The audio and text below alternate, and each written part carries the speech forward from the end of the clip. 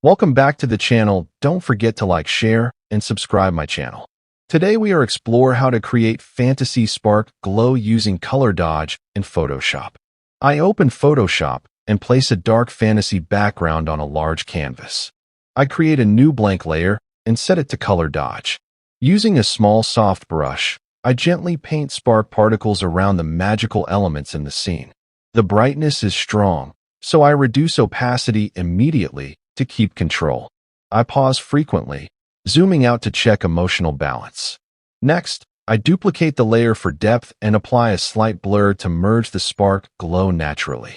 I add a mask to clean up areas where sparks feel chaotic. I adjust opacity again until the spark effect feels immersive, magical, and visually appealing.